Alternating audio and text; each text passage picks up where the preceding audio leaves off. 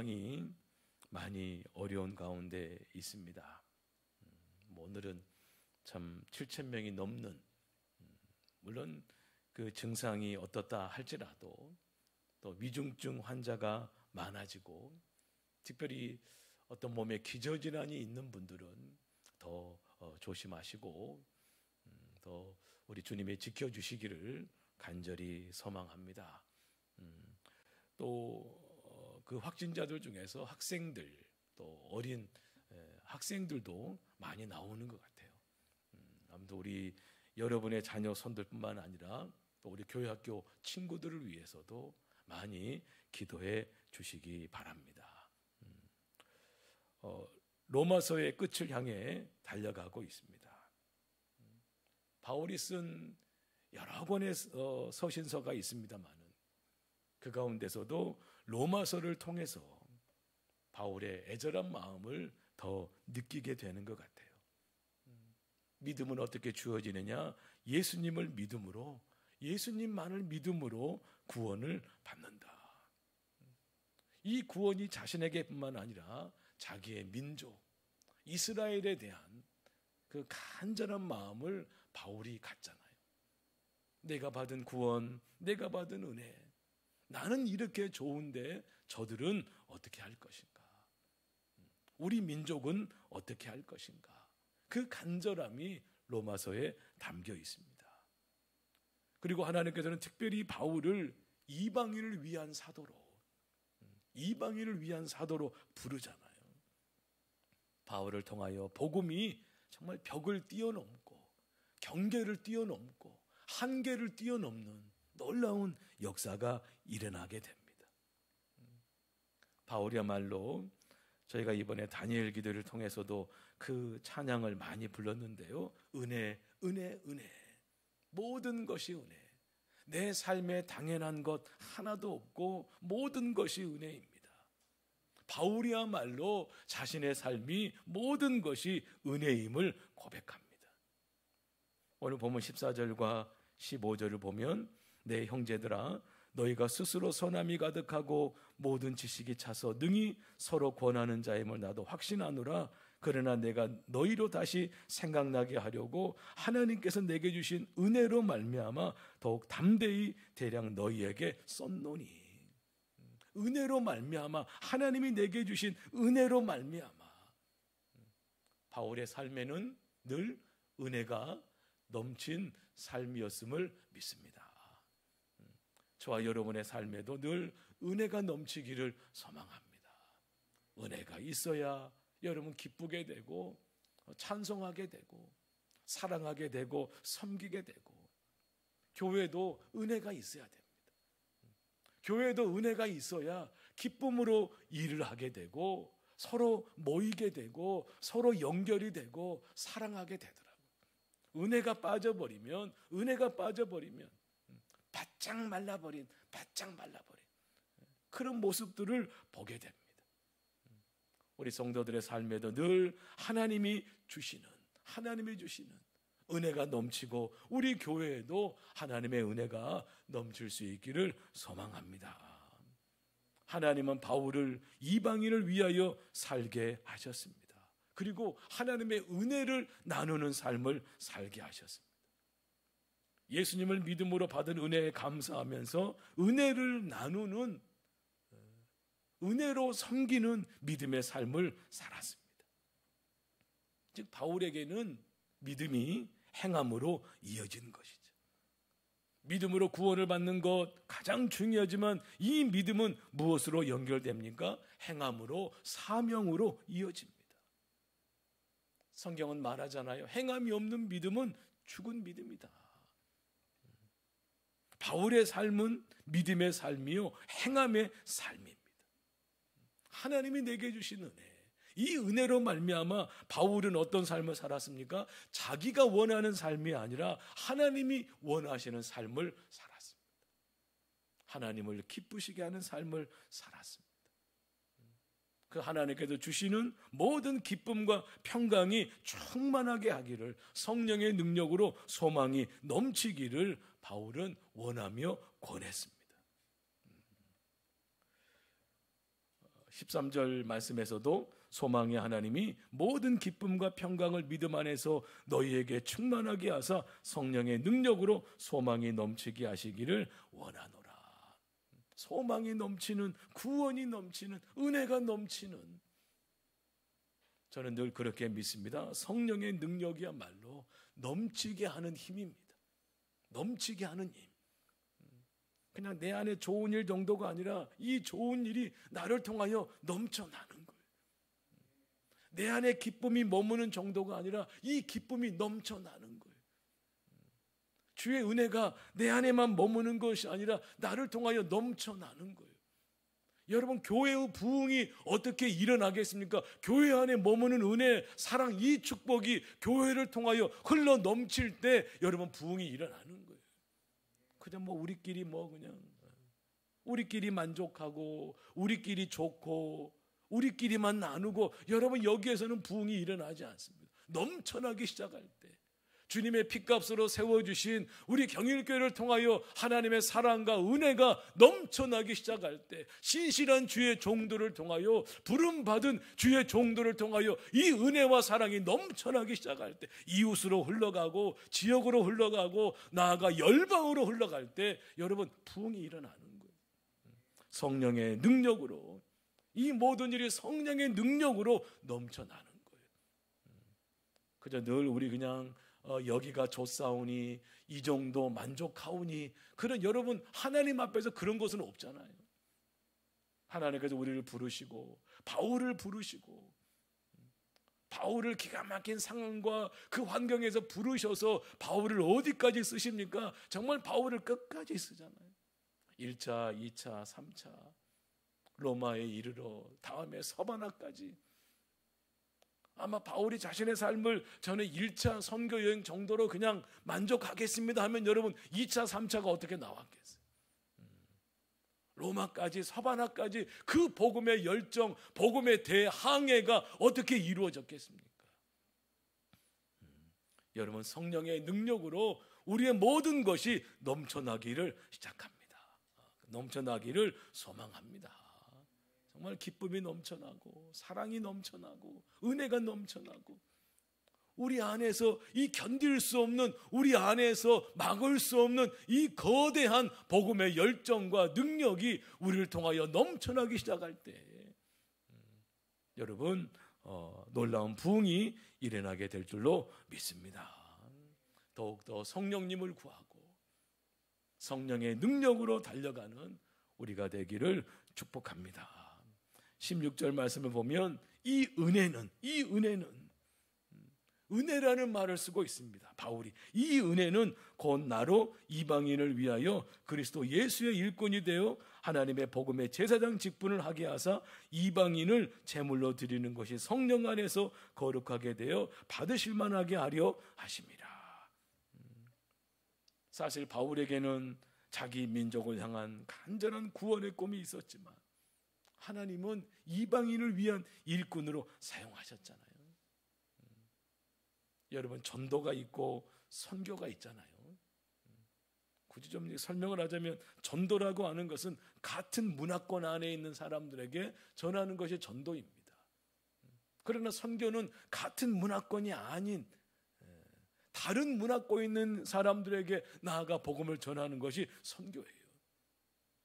때로 그럴 생각을 할 때가 있습니다. 아니, 교회 주변에도 교회 안에도 전도해야 될 사람이 많고 가난한 사람이 많은데 왜 멀리 가서까지 그렇게 선교를 하느냐? 아닙니다. 하나님께서 바울을 쓰시는 것을 보면 이방인을 위한 사도로 사용하시거든요. 바울은 자기 민족에 대한 꿈이 있었지만 하나님은 바울을 이방인을 위한 일꾼으로 사용하십니다. 만약에 복음이 이스라엘 안에만, 유대인들 안에만 머물렀다면 어떻게 우리에게까지 복음이 왔겠습니까? 아니거든요. 하나님의 계획 가운데, 하나님의 뜻 가운데 땅을 넘어서, 경계를 넘어서, 나라를 넘어서 열방까지 나아가게 되는 거예요. 아무튼 때가 되어 우리 교회에서도 선교사를 직접 파송할 수 있는 날이 오게 될 수 있기를 축복합니다. 우리가 많은 선교사님들이 지금 많지는 않지만 몇 분을 돕고 있습니다만은 정말 우리 교회에서도 파송할 수 있는, 이 16절에서 바울은 이방인을 위하여 그리스도 예수의 일꾼이 된 것이 은혜라고 말합니다. 바울의 삶은 정말 모든 것이 은혜였잖아요. 우리 잘 아시는 말씀 고린도전서 15장 10절을 보면 내가 나 된 것은 하나님의 은혜로 된 것이니, 하나님의 은혜로 된 것이니, 자신이 된 것은 하나님의 은혜라고 말을 해요. 내게 주신 그의 은혜가 헛되지 않았고 내가 모든 사도보다 더 많이 수고하였지만 내가 한 것이 아니요 오직 나와 함께 하신 하나님의 은혜로라. 더 많이 수고해도, 더 많이 헌신해도, 더 많이 섬겨도 이것이 뭐 나만 한다라고 생각하지 않았어요. 왜 나만 이걸 해야 되느냐, 왜 나만 이렇게 해야 되느냐, 나만 이렇게 당해야 되느냐, 이런 생각을 바울은요 조금도 하지 않았어요. 더 많이 수고했어도, 더 많이 섬겼어도, 더 많이 드렸어도 바울은 오히려 감사했다라는 거죠. 할렐루야. 여러분, 이것이 바로 은혜 있는 자의 모습이에요. 바울은 은혜가 있었기 때문에 더 많이 수고해도, 더 많이 내가 더 많은 곳에 가서 복음을 전해도 그것이 오히려 감사였고 은혜였다라는 거예요. 사랑하는 성도 여러분, 우리의 모든 것 또한 은혜인 줄로 믿습니다. 은혜이기에 무슨 일을 해도 기쁘고, 무슨 일을 당해도 감사하고, 어떤 상황에서도 찬양하며 나아갑니다. 우리 모두 자기의 뜻을 이루는 자가 아니라 하나님의 뜻을 이루는 자가 될 수 있기를 바랍니다. 하나님을 기쁘시게 하는, 하나님께 영광 돌리는, 여러분 자신의 상황, 자신의 형편을 보면 도저히 그것을 할 수 없는 상황 가운데서도 내 눈에 아무것도 안 보이고 내 귀에 아무것도 안 들리고 내 손에 잡히는 것이 아무것도 없어도 여러분 믿음으로 나아가십시오. 하나님의 뜻을 이루고자 하는 거룩한 삶을 살아가십시오. 그때 하나님께서 역사하시고 축복하여 주실 줄로 믿습니다. 이 16절에서 바울은 자신을 두 가지로 설명하고 있잖아요. 나는 이방인의 일꾼이며 하나님의 복음의 제사장이다. 나는 하나님의 복음의 일꾼, 그리스도 예수의 일꾼일 뿐만 아니라 하나님의 복음의 제사장 직분을 감당하고 있다. 자신을 분명하게 설명합니다. 여러분, 자신을 이렇게 설명할 수 있다는 것은 축복입니다. 많은 사람들의 고민은 자신을 설명하지 못합니다. 우리는 예수님을 믿는 사람들입니다. 만일 제가 여러분에게 여러분은 예수 그리스도의 일꾼이십니까? 라고 묻는다면 예라고 자신 있게 대답할 수도 있는 분도 계시겠지만 아마 머뭇거리는 분도 계실 거예요. 여러분은 복음의 제사장입니까? 복음의 일꾼입니까? 라고 물어본다면 아마 자신 있게 대답할 수 있는 분들도 계시겠지만 머뭇거리는 분도 계실 거예요.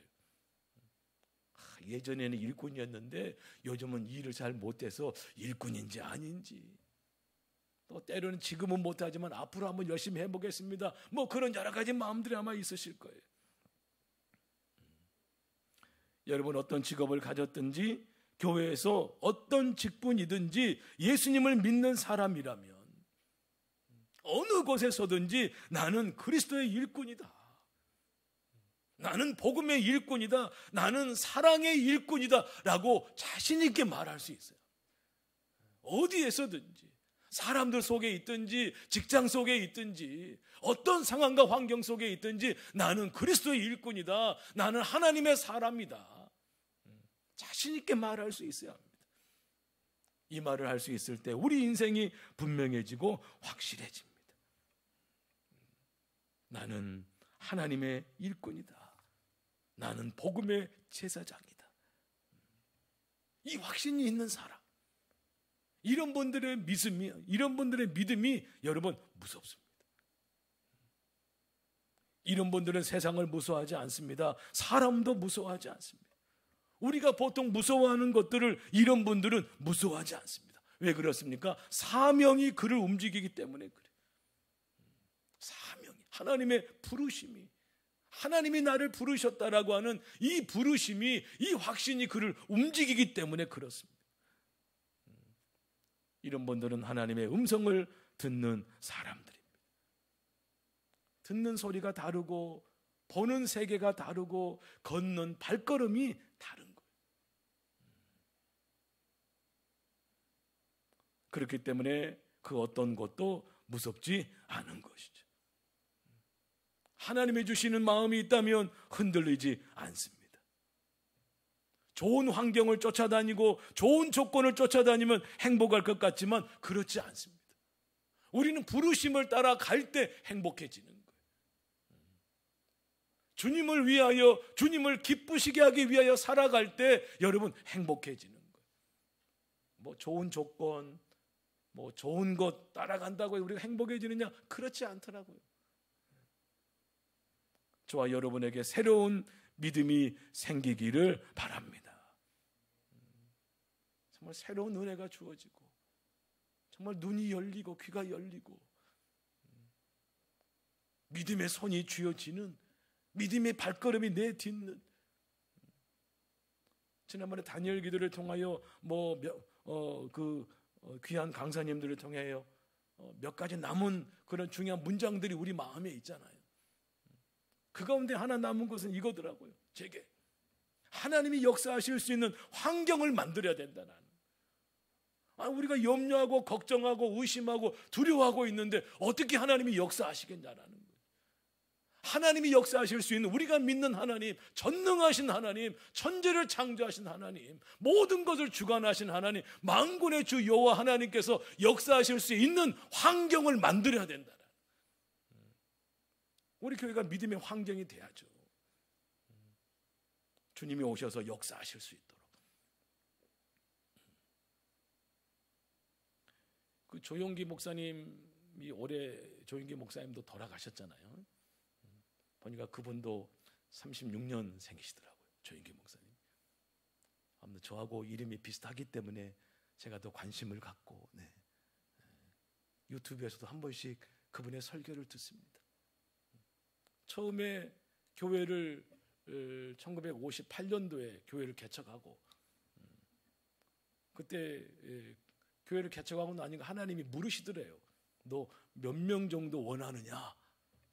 뭐 처음에 개척하고 나니 뭐 숫자를 얼마나 이야기하게 해서 한 300명 어떨까요? 너 열심히 하다 보니까 300명이 되더래요. 그 다음에 또 하나님이 나타나셔서 물으시더래요. 너 몇 명을 원하느냐?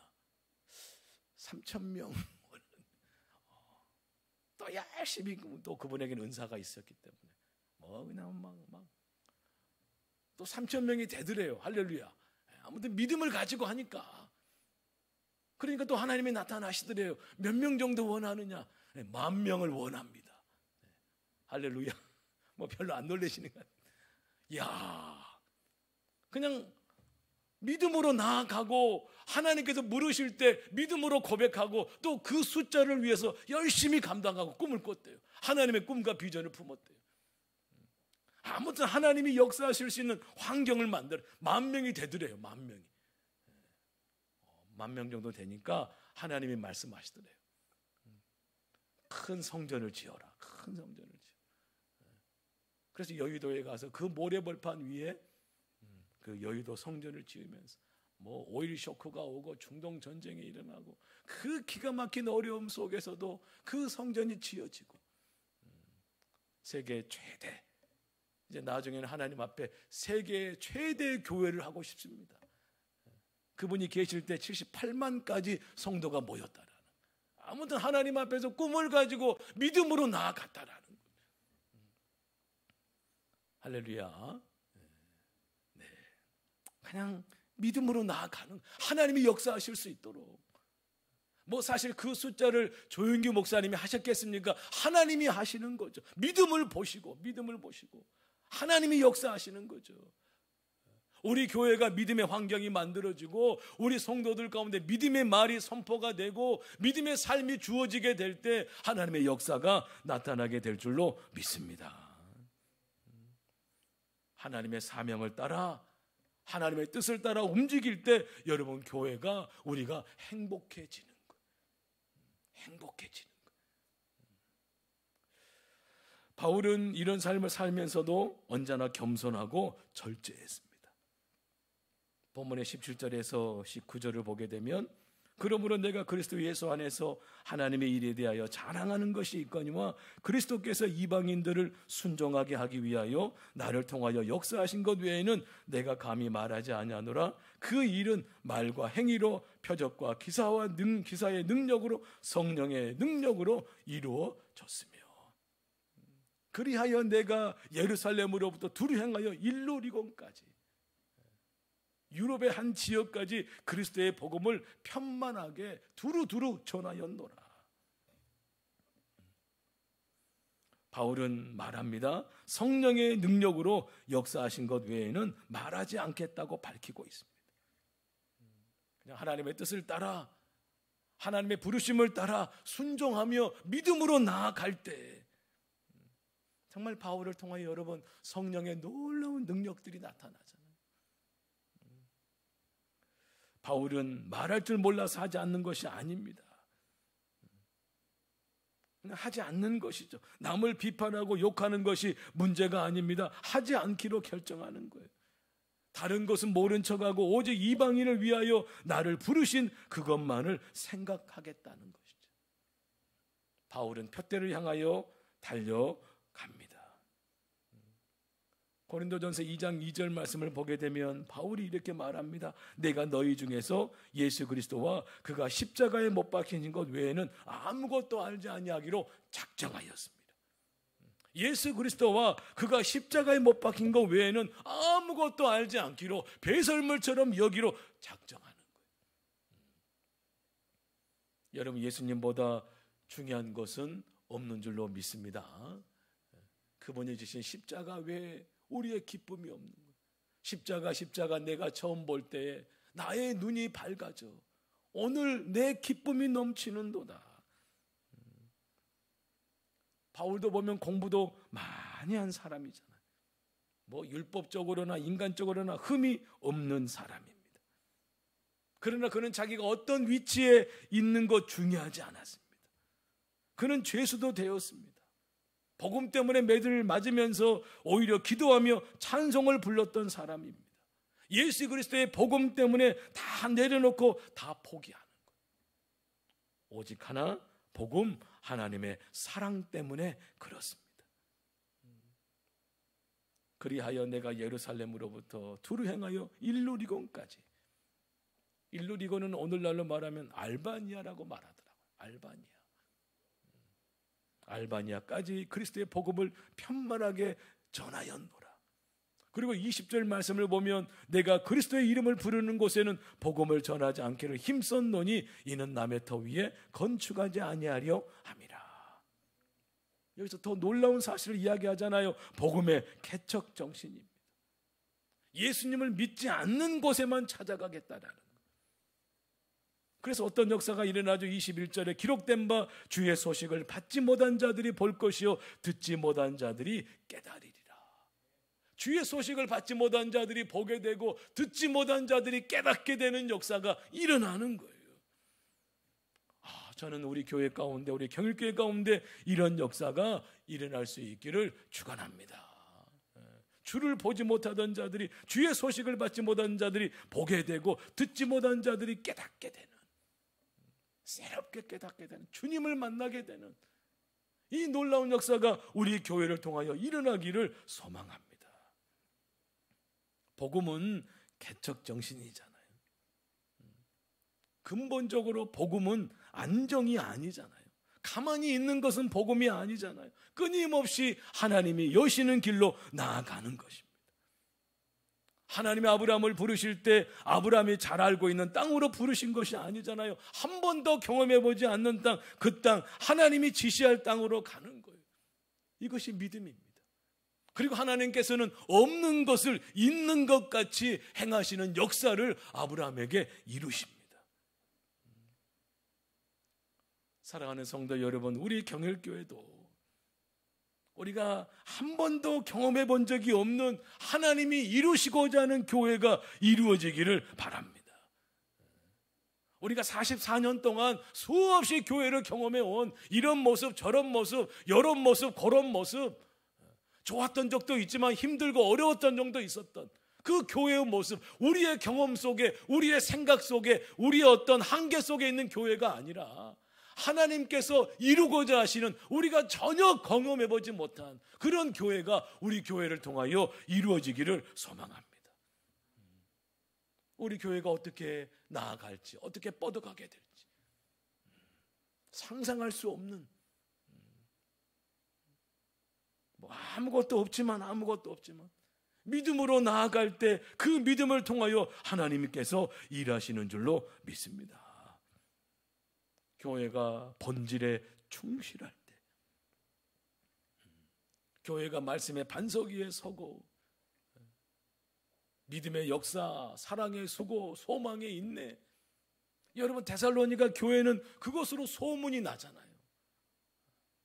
바울은 그 데살로니가 교회 그 모습을 보면서 얼마나 기뻐하는지 몰라요. 아, 너희 안에 믿음의 역사가 있다, 사랑의 수고가 있다, 소망의 인내가 있다, 성령의 기쁨이 있다. 그러니까 이 교회가 믿는 자의 소문이 되어서 이 소문이, 이 교회에 대한 소문이 각처에 퍼지게 되는 거예요. 각처에 퍼지게 되는 거예요.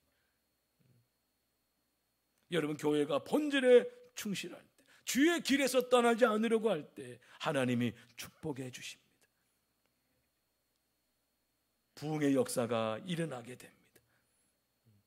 우리 더욱 어렵고 힘든 때입니다. 뭐 7,000명, 8,000명, 뭐 10,000명 이상이 나올 거라고 그 의사들은, 전문가들은 이야기합니다. 10,000명이 넘어도, 뭐 20,000명이 넘어도, 그런 세상, 그런 상황, 그런 어려운 조건 속에 있다 할지라도 우리 더욱더 하나님을 바라보면서 하나님의 뜻이 이루어지도록 더욱 기도해야 할 것입니다. 여러분 기억하십시오. 우리는 복음의 일꾼, 사랑의 일꾼입니다. 정말 이 길에서 우리가 떠나지 않으려고 할 때 하나님께서 새 일을 행하시고 축복해 주시고 놀라운 부흥의 역사가 일어나게 될 줄로 믿습니다. 내 무거운 짐 다 내려놓고, 내 생각도 내려놓고, 내 경험도 내려놓고, 내 판단도 내려놓고 하나님께서 믿음 있는 자들을 통하여 어떤 역사를 이루어 가실지 우리 신실함으로 나아가는, 여러분 기대하십시오.